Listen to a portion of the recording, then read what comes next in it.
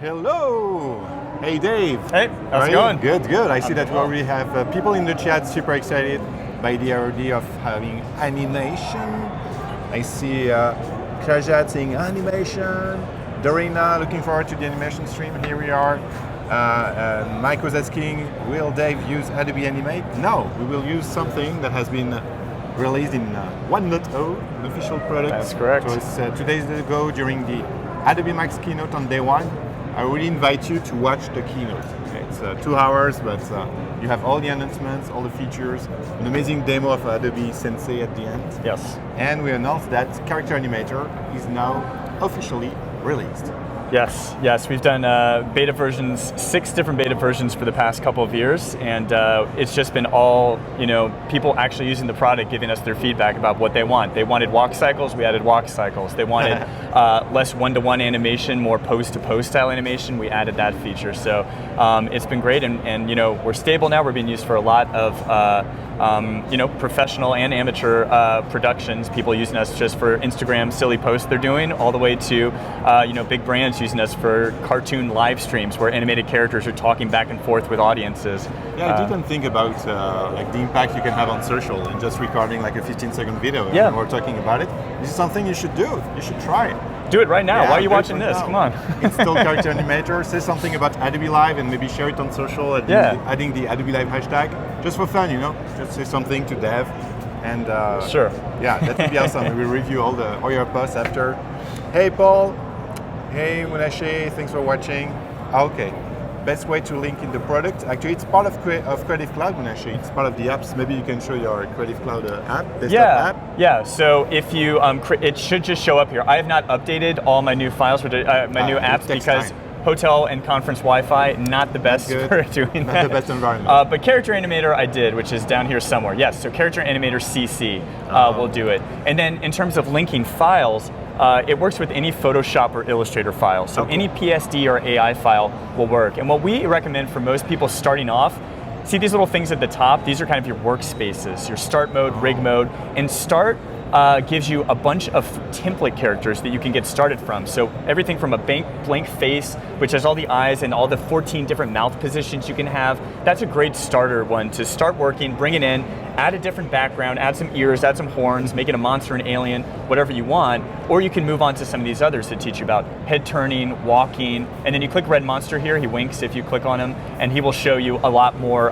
We have, I think, up to 50 different examples you can download for free and edit however you want, or use them doing whatever crazy things you want in your own videos. So, yeah. Okay, maybe we have time to show a little bit what is the structure of a PSD file, so they can understand. We are live together with Dave for 15 minutes, so it's really perfect time and your opportunity to ask questions to Dave about Character Animator. Thomas is asking, for instance, if I use an Illustrator artwork coming from Adobe Illustrator, does it stay, can you keep it vector? Yes, so you can. And the way you would do that, so these 2 example characters, you'll notice they say blank face Photoshop or Illustrator. So if I clicked on Illustrator, for example, that's going to open up both the character in Character Animator, but also Illustrator. So let's see it here in Illustrator as it opens up for a second. And so here's it linked? It is linked, yes. So there is a link between the 2. So I'll show you right now how that works. Let's see how this goes. So Illustrator is saying, okay, yep, I probably did something wrong that last time I was using it. Let's bring this over. Okay, so this is Red Monster.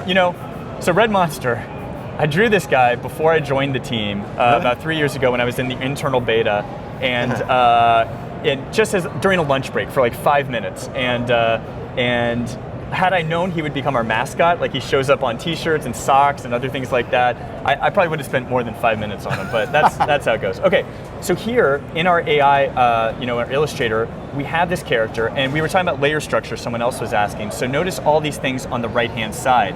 They're named left eye, left pupil, eyebrow, mouth shape.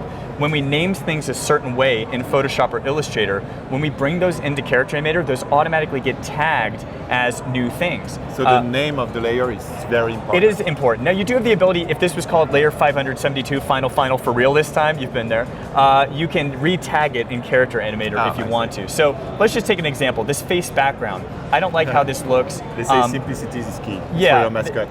They do. So 5 minutes, it was more than enough. Yeah, exactly. So instead of this, I'm going to switch this around and make it a different color. Let's just make it a maybe like a reddish color like that. That looks good.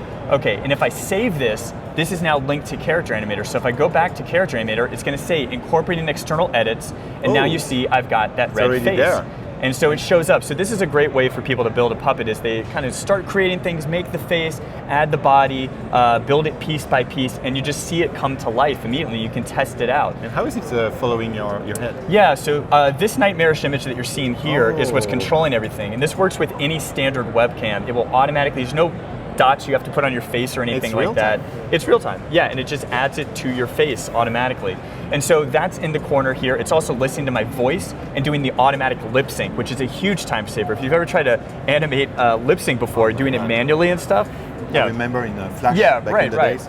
So this allows you, as you talk, Character Animator, through the power of Adobe Sensei, that's a drinking game for you guys out there if you're watching, but Character Animator allows you to, it listens for 74 different sounds, about 74 or so different sounds, and translates those into one of 14 different mouth shapes. Ah, ee, oo, all that stuff. Oh, and this was in your layers. Yes, exactly. So that's why I had all those different shapes there like that. And so it does it in real time. And later, if I recorded a performance, I would actually be able to see and edit those. So let's just take this simple character, do a really quick recording. Hey everybody, how's it going? I'm live streaming here, and yeah, pretty good stuff. Okay, so I did that, and then I'm just gonna delete the audio here because I don't want it to play back, but if you zoom in here on the timeline, you'll notice every mouth shape I said shows up there in the timeline. So these little things here, and let me turn this off so it won't. And these are like keyframes, so you can essentially say, okay, I want this one sooner. Right, so you can move these around. You can even right-click them and switch, and it will give you some hints on what the next, you should do. So much control. So you can get precise lip sync. And this was actually added in the spring, but a lot of people are saying, oh, I didn't know you could do that. So, what's old is new again, it's fine, yeah. Oh, they say this is so cool, I love this. Thank you, Miriam, for the feedback. This is rad. Ryan is asking, what does it do for accents? Yeah, it will. I can crash the application. Yeah, right.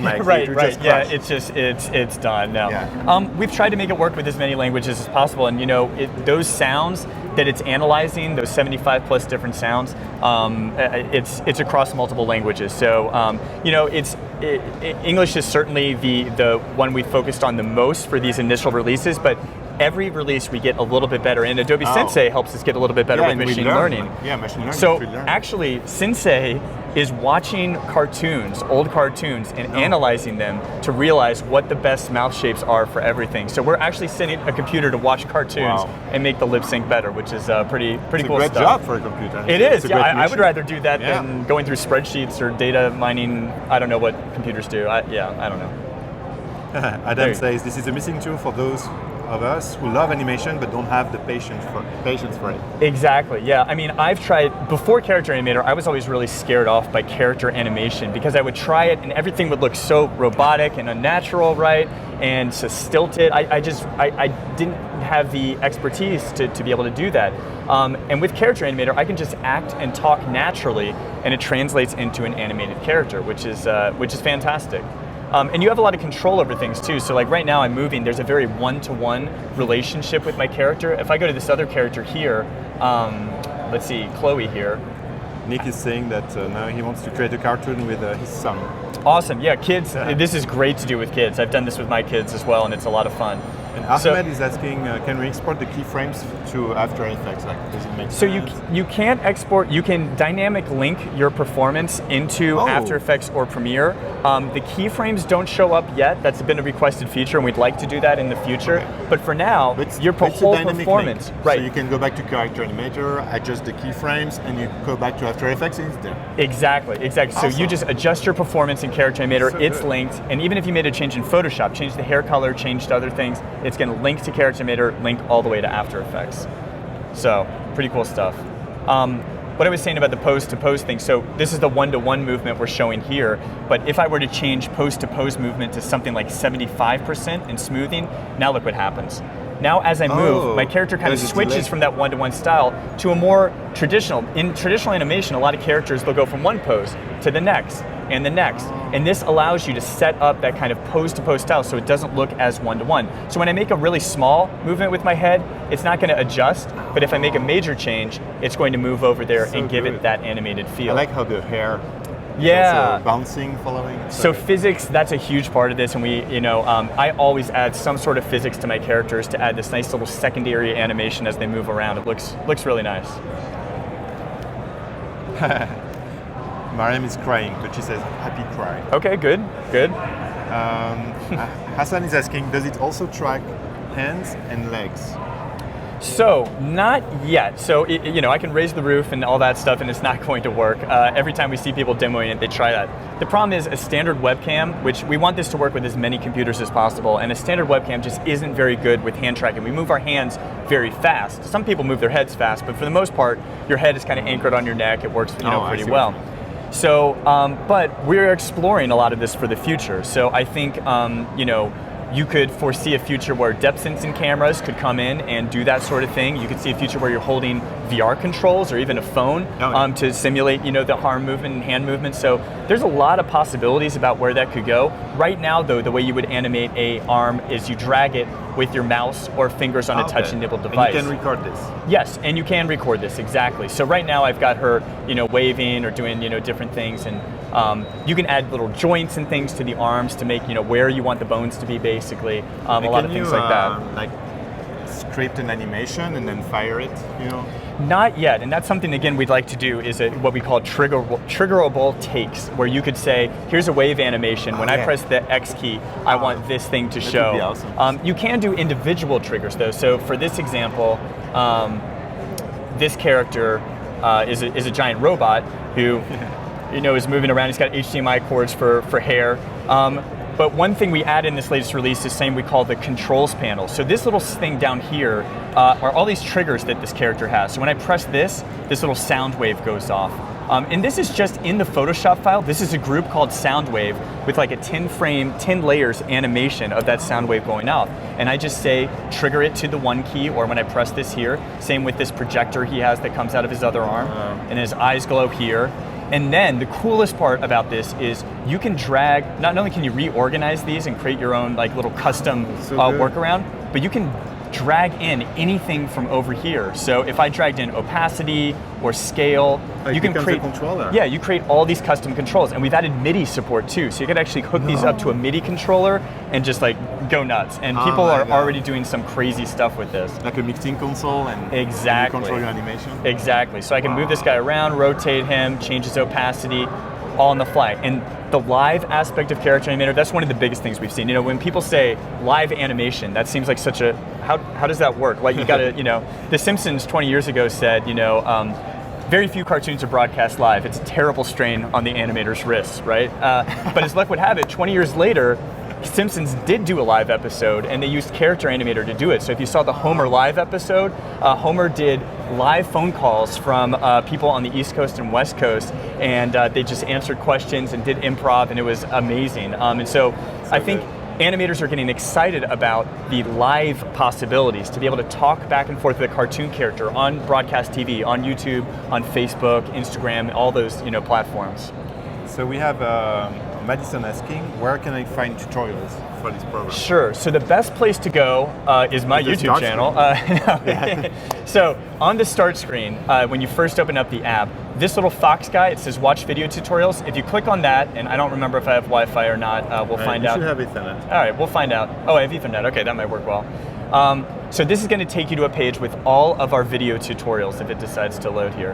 And basically, we have a bunch of, from beginner tutorials to more advanced ones that teach about things like physics systems, to, walk animations, all the way to monthly episodes we do that showcase the coolest things that the community is doing for 3D characters they're bringing into Character Animator, claymation style characters, live chats with characters. There's a lot of really cool stuff. So there are a ton of videos out there. I would say the best one to get started with is the one called Getting Started with Character Animator. We just put it out a couple days ago, but it's a 16-minute video, takes you through the basics. You'll be up and running with a basic character in no time. Yep. And we have Omar Al-Jamal asking, could he turn the face of the character? Like, could you have something like, Sure. So he's asking about head turns. Yeah. Head turns. Yes. You do have the ability to do that. So I'm opening up this character Wendigo. Let me close Photoshop here because I don't need to do that as well. So yes, you do have the ability. So notice as I turn my head, this guy is turning his head as well. And the way that works is just in my head group in Photoshop, I have a front, quarter, profile view. And then I am just, I've got the mouth and the eyes in each one, and I can kind of move around and trigger that way. And I've got some, I think, head turner here. I can change the sensitivity. I can adjust how much or how little I have to turn my head for that to adjust. You can even do, this guy is very 1, 2, 3, 4, 5, but you could add some frame-by-frame animations between those to make it feel a little smoother if you wanted to. As the one you were showing with the robot, you mean like in Photoshop you can at 10 frames and it will play at 10 frames? You could. Yes, you could. Exactly. Or you could do something like that's more parallax style. So like this guy here, this is a very simple character, but you'll notice as I move around, notice how his hair and shadows and things like that are moving, and his ears are kind of giving this kind of parallax view.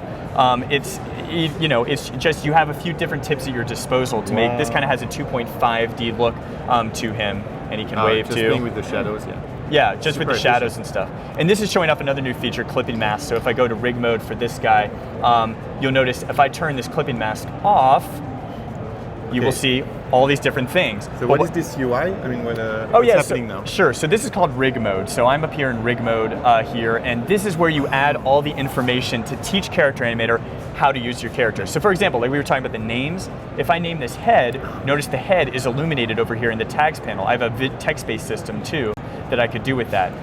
So you have the ability to show all that stuff, and then with this clipping mask I added, basically this is a new feature we just added. I could take my head, just go to, did I already add the clipping mask actually? Let's see here, Puppet, create clipping mask, there we go. And that will hide everything in that circle clipping mask I created. So this is great for eyes where you don't want the pupils to go off the eyes if you have large eyes or something like that. So lots of possibilities there. Yeah. Okay, we had a question by Miriam asking, can you record your voice too, synced with the animation? Yes. So that's a really common thing is people having a friend do the audio, or someone who has a nice accent, for example, to do the audio for different characters. So yeah. So if I let me see, I've got this voiceover.wave here. Let me try to find it because we were using this. I'm teaching a Max class today that is doing exactly this. And so if I had a recording here, if I had this character, I could just drag this wave file into my scene, and you'll see I get the waveform right here. And then all I would want to do is select my character and go to Timeline, Compute Lip Sync from Scene Audio. That will analyze the audio track and do all the mouth shapes based off of what you did. And so you'll see here, now I've got a full performance of all of that stuff. Let me turn off the microphone just so it's not polluted by that. But you'll see as I'm scrolling through, he's saying those exact things, and I see I have every mouth shape here in the timeline. So if you wanted this guy to sound like a celebrity, president, anyone you want, you could bring that sound file in and animate them in that way, which is pretty exciting stuff. Yeah.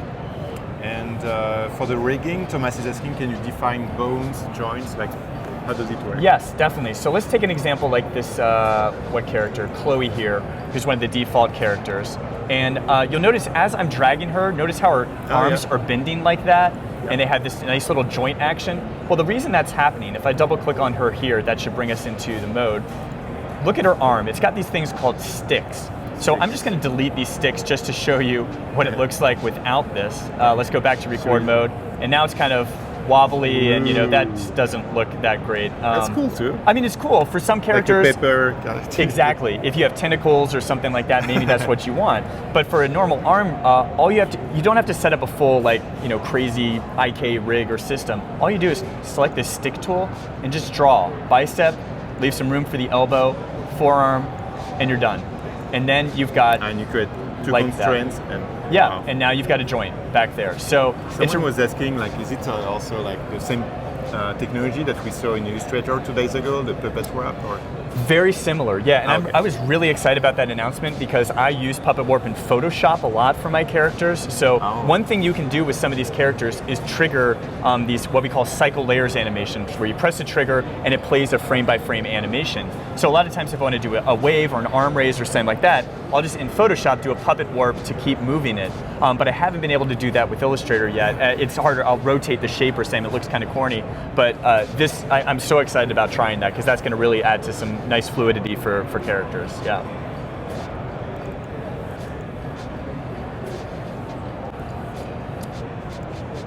Okay, so now they are watching also. I guess they're just watching, nothing to say. That's fine. That's fine. No, they are looking for the link for the tutorial, so they found it. That's fine. Oh, cool. Okay. Asking, is there any specific kind of lightning for this? For example, does it has to be in front and directed at your face? Oh, I guess for the webcam. Like, do you have any advice? Yeah, it's not really the quality of the webcam that matters. It's more the, how well lit your face is, how close you are to it. There's no background noise, which doesn't work that well for a loud, crowded, You think it will work with this? Yeah, I bet it would. Let's try it.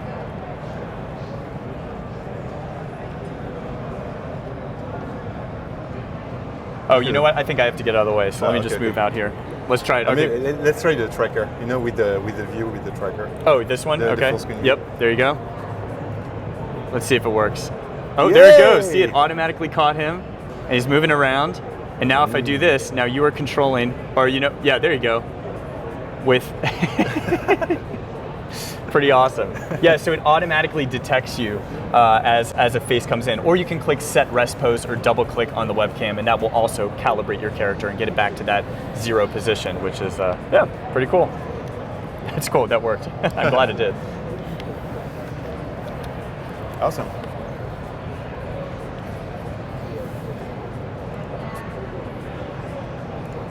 Okay, yeah, we have people trying like right now. Good, yeah. I'll see the download numbers go up, like people trying it. Here's, we were talking about walk cycles before the show, so you do have, we added this in April, the ability to add walk cycles to your character. And so basically it's really easy. You just name where the knee, the toe, the elbow, like 10 different body parts are, and your character just starts up and walking. And you have a lot of control over this too, so if you wanted to do more of a slump, you could do that, strut, just feeling a little more confident there, prance, all these different things. Sneak looks a little bit better if you change the step speed down a little bit, so it looks like he's tiptoeing a little more. And then I like to do, like if I was doing a zombie character, for example, I might bring the arm angle up a little bit, so he's reaching for your brains and kind of doing like that. So you have a lot of custom control over how these, parameters work.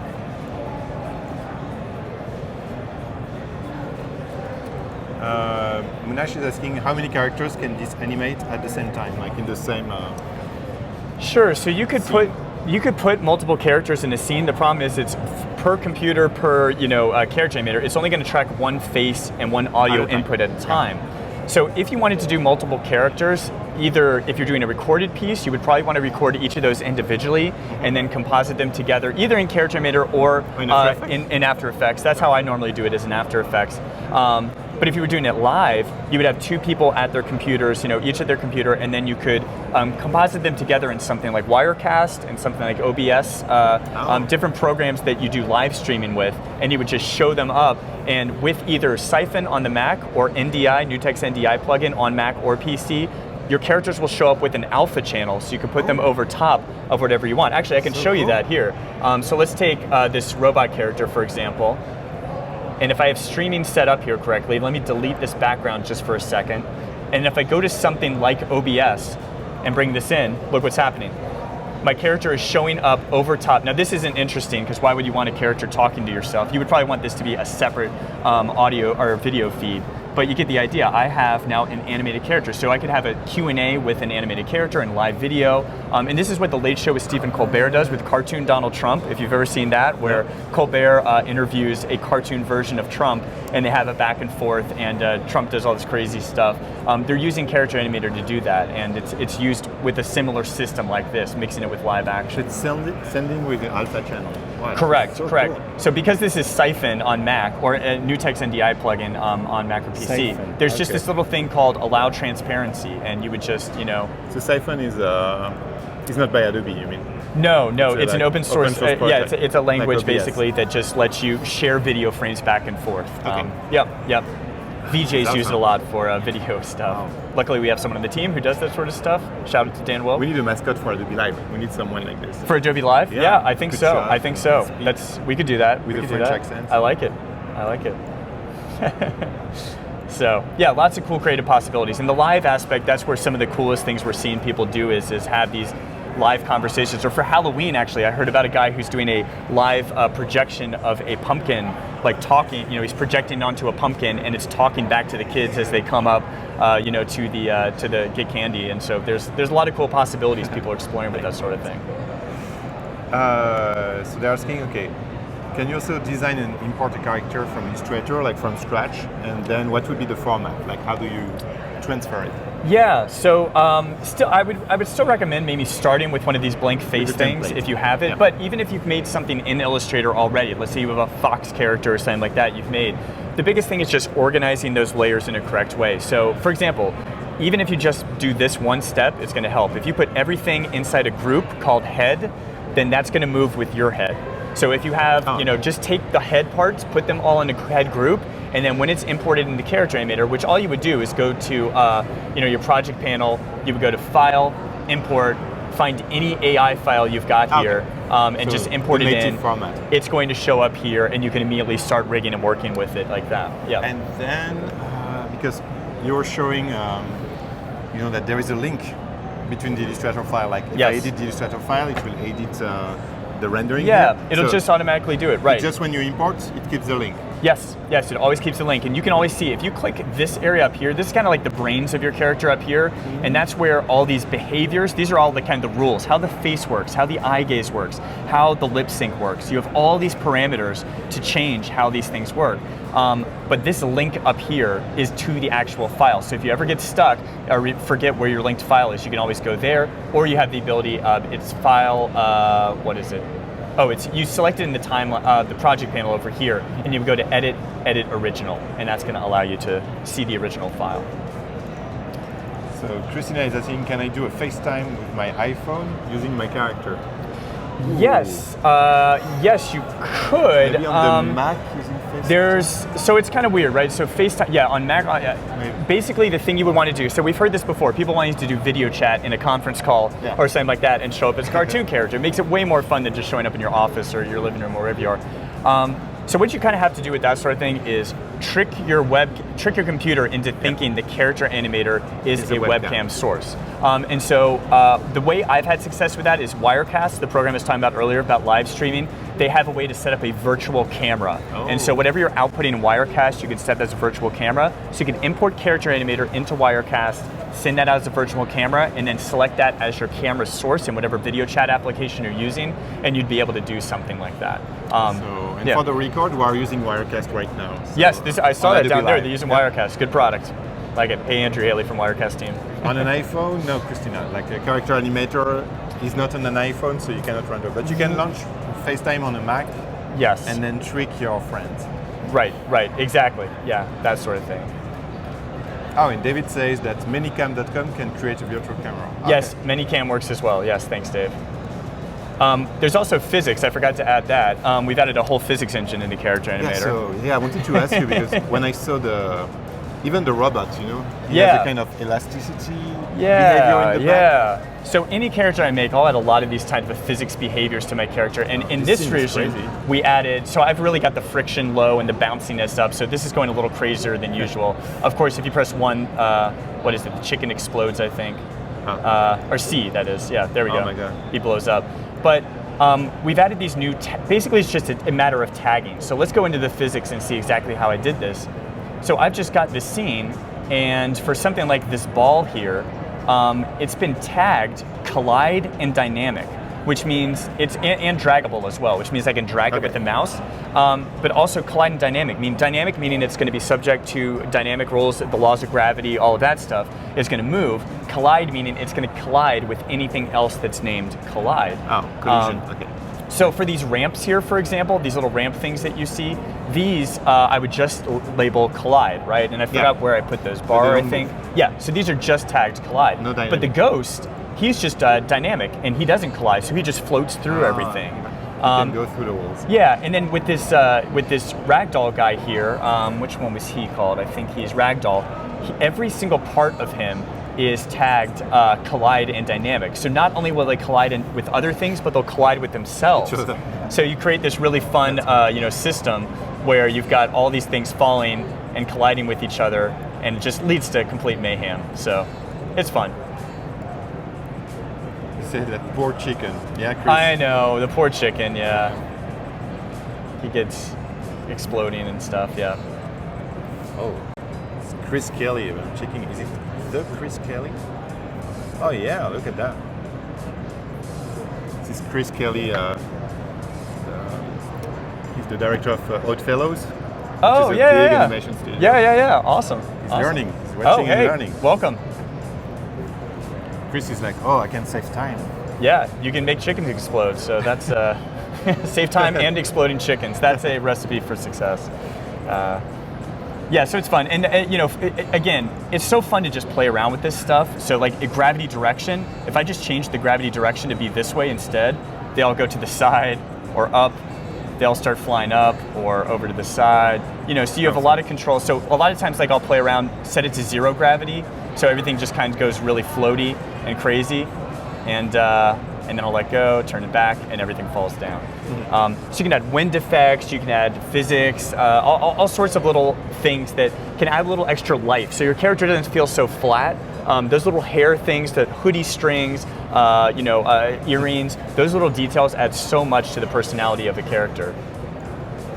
And Oddfellows and Chris Kelly, yeah, if you want to follow Chris on Behance, he's the creative director of our new video introduction. The Adobe Live. Oh, very cool. Video, yeah. Very cool. Awesome. So I was wondering, how you apply the physics on the hair of the girl? Sure. So I guess there are some dynamics, but they have to be rigged in a way. Like they have to. Yes, exactly. To follow the head. Right. So let's take a look at Chloe here. So Chloe, her hair, where is it? I think it's in the background group. And so you'll notice she has these few hair strands, and they've got some rigging on them here.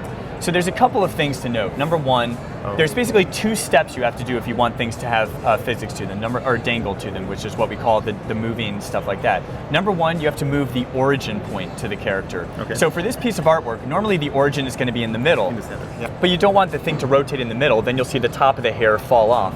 So what you want to do is drag that, and in the latest release, we've added this feature where things will glow green if you can attach to them. If this is off to the side, you'll notice it turns yellow. It means I can't attach it.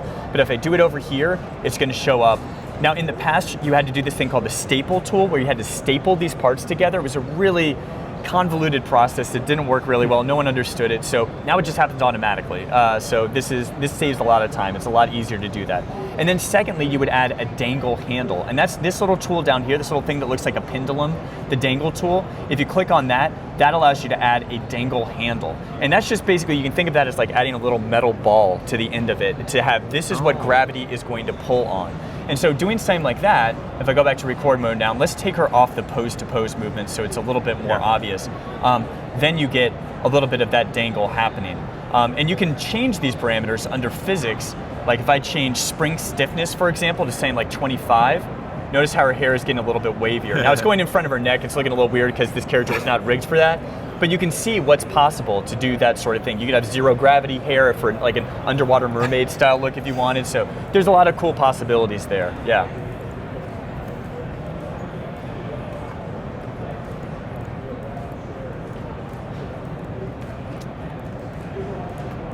They're getting really excited now. That's good. Yeah. That's what we like to hear. Let's see. Someone said, please Adobe, stop releasing new apps. My brain is exploding. Not enough time. Yeah. Luckily, this is relatively easy to get up and going. I think those video tutorials, and particularly these example puppets, like it's super useful. To start with the template.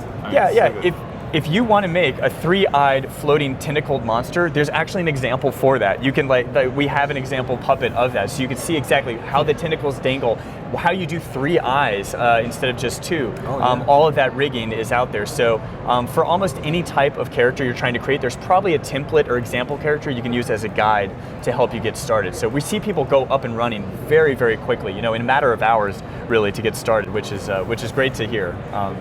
Yeah. So there's a question by Hassan about the level of details that you can track. For instance, like cheek animation or facial hair. Sure. So right now, let's go back to this really simple character, because I think this shows off just the face stuff pretty well. So really what we're tracking, if I go back to this big view, we're tracking your eyelids, your pupils, the bridge of your nose, your talking, your jaw. Do you see this?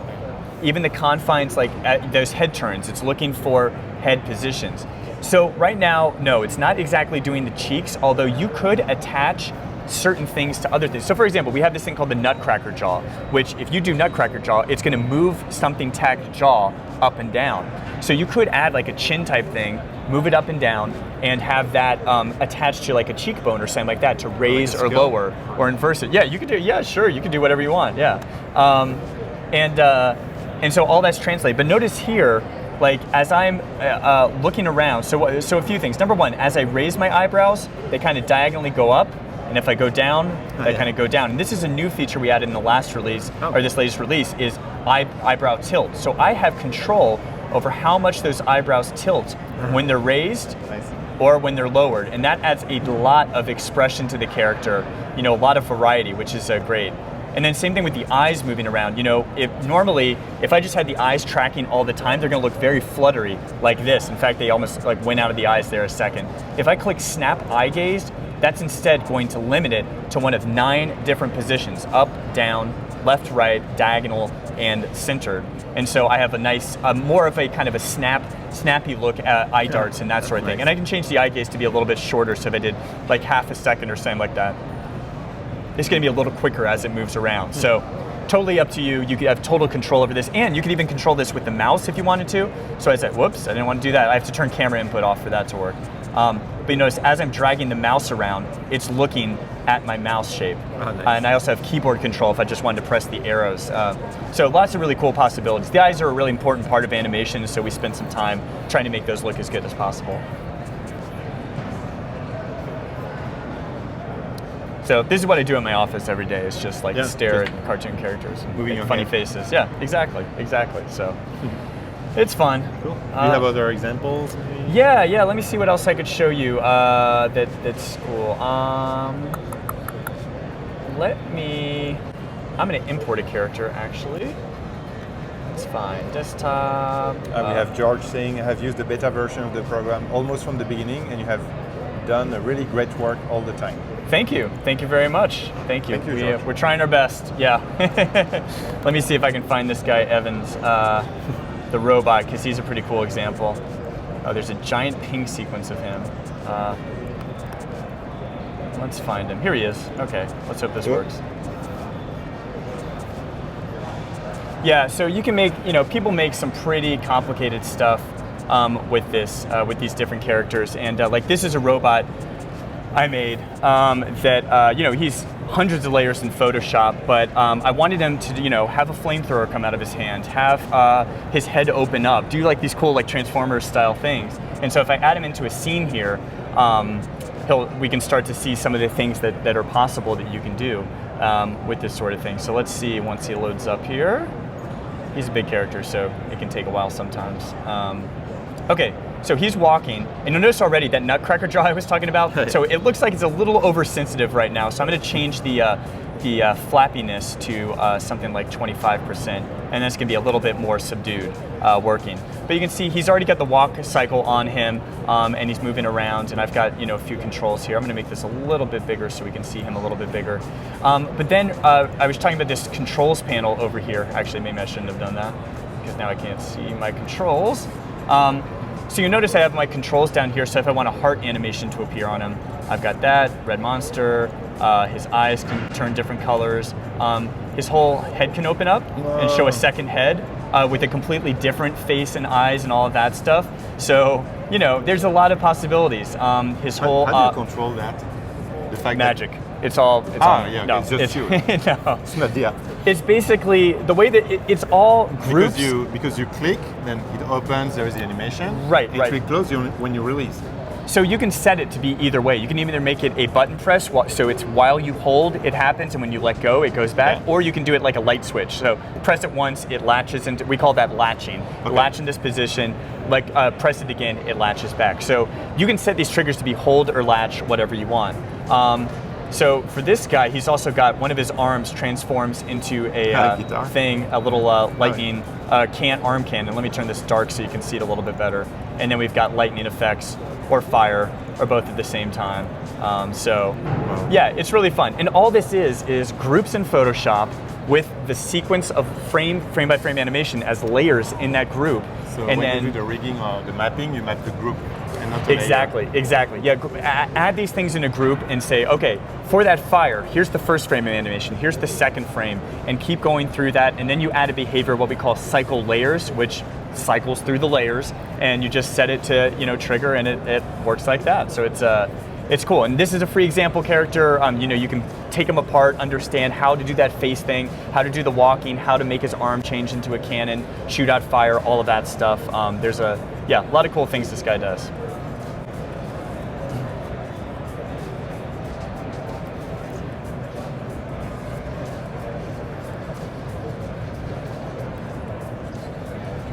So yeah, Madison, if you want to create a robot like this, you have two choices. So to create a character, you start either in Illustrator or Photoshop, and then you import, because Character Animator is just about rigging the parts and animating based on your face or adding a walking cycle, but you don't create. You don't draw in Character Animator. There are ways to do that. It's not a very common workflow. You could bring in individual parts and basically Frankenstein a character together. So any of these can be shared as what we call a puppet file. So if I take a character and go, the head of the robot and the body of the you could do that, yeah. So if I go to select him in the project panel and go to File, Export Puppet, that's going to create a .puppet file, which is basically a condensed version of both your original artwork, the AI or PSD file, plus the rigging in Character Animator. So that's something you could share with people, and that's what all our examples are, these puppet files that you can share and see both the master artwork and the other stuff. But yeah, in terms of, and so you could piece together a puppet with multiple puppets that you've imported and put together, but more common, because the drawing and creation tools in Photoshop and Illustrator are so deep and allow you to do so much, that's really how we've kind of started, is we're falling back on their abilities. And maybe in the future I could see us having some simple creation tools, a pen or shape tool or something like that might help with that sort of thing. But for the most part, people are using Photoshop or Illustrator. And honestly, both work. There's no real performance increase with either. I would say work with whatever is comfortable to you.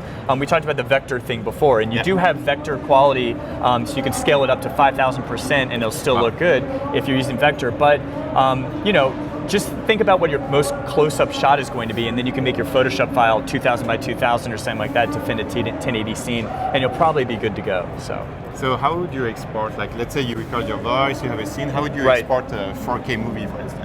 Yeah, so there's a few ways for export. So you could do File, Export, and then you could just send it to Adobe Media Encoder, and that's going to let you, do it in any format possible. So if you're doing a video, a short thing, you can, drag in a background layer into your scene. You're ready to go. You have a performance. Secondly, you could dynamic link it into After Effects or Premiere. And for that, you would just open up your CH project file, or just drag your scene from Character Animator's project file into one of those other project panels, and it would work. I haven't had the time to download the latest versions of After Effects or Premiere, or I would show you that, but there are videos online that show you exactly how to do that sort of thing. And that's the most common workflow, at least for me, is I'll do all my acting and performing for my characters inside Character Animator, and then I will do all my composition, my background, my foreground, lighting, all that stuff, stuff in After Effects with Dynamic Link. It works really well. It's a great workflow, and that's probably the most common workflow we see.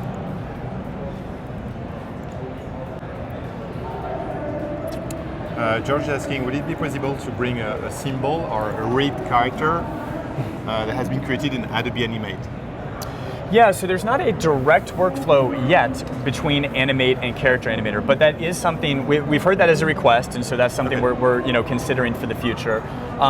But we do have people, these brothers in the UK, Look Studios, Digital Puppets, they use Animate a lot because they like the drawing tools in Animate. So they will create characters and then they will bring them over painstakingly into a Photoshop file or Illustrator file and then bring that into Character Animator. So there are ways to connect. It's not the easiest way to go yet, but that is a possibility.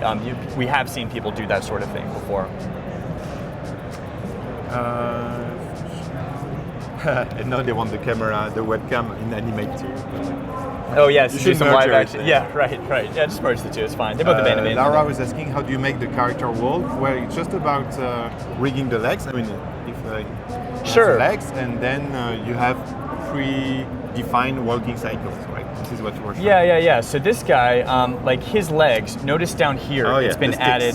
It says, whoops, I didn't mean to do that. This guy has ankle, heel, toe. All these things are just handles. I just took this circle, I put it where I want something, and then I use the tag system to say, this is his knee, or this is his hip, or this is his waist. I see. And so he's got all those parts here, and then I added those sticks that I've shown to give him a little bit more rigidity, and that allows me, to do walk. Now you also have to add the walk behavior. So remember I was talking about how behaviors are kind of these rules for your character, the brains of the character. So if I wanted to add walk, I just hit plus, walk, and that will add this walk behavior down here, and then I've got all the parameters that I can see. And also if you're in Rigga Mode, like I am here, it will look for all the instances of these various things. So it's noticing, for example, I do not have this guy's arms rigged, so notice the elbow and wrist tags are showing as 0 because I don't have any tags of those yet. So this is a good troubleshooting tool. If your character's not walking, why isn't it happening? You might see, oh, I forgot to add the toe or the ankle or something like that, which will help it get up and running. So there's a lot of like debug tools like that to help you get up and running literally with the walk behavior. But then he was saying about styles, so you have all the ability. This guy doesn't show it off as well as that Walkbot character just because he's only the legs moving. But Walkbot does it a little bit better with all the different styles you have. So like a running animation, and if I wanted the arms to bend a little bit more, let's say I want them back, maybe a little more, elbow bend, a little bit more, that's looking a little bit better. I can also control this guy instead of immediately with the arrow keys. So if I press with left and right arrow keys and do something like this, I'm going to have to set body speed to 100%, and once I do that, when I press left or right, he's going to run left or right. Now, to have him actually turn around and have a frontal view too, I'd have to add some additional views. I'd have to call something frontal where he's facing front or left to specifically do that. But you get the idea, and this is a really common workflow too, is people making a character and having it, pace left and right or adding a walk animation to it. It couldn't have been, I mean, I've tried to do walk animations before, they did not turn out very well. So having this is a fantastic tool. And the nice thing is, you set body speed to 100%, no foot sliding. You will never see that ice skating feel where it's not connecting with the ground. It'll always feel like it's connecting with the ground. So it just works really well. Do you have a moonwalk setting? We were trying to do that the other day. We were trying to figure out, Billie Jean is not my... stuff like that. It's fun. Simon is asking, do you absolutely need a webcam to animate his face? It's not critical, no. I mean, we would say probably for best results you do, just because that gives you the extra flexibility of being able to move a character around. But no, you could just have the face be static or just trigger different face moves or head turns with keyboard triggers if you wanted to just, or a MIDI controller now that we've added that support. So there are ways around that. And we've seen people do it where they turn all the face stuff off and they just want to do everything hand-drawn, cycled animation because that's what they're used to. And that's fine. That's totally a valid way to do it. So you could do that. I would say for the most flexibility though, probably having a webcam is a good thing to have. And again, it works with any state. You can get a cheap webcam off Amazon or whatever, and it should work probably. So.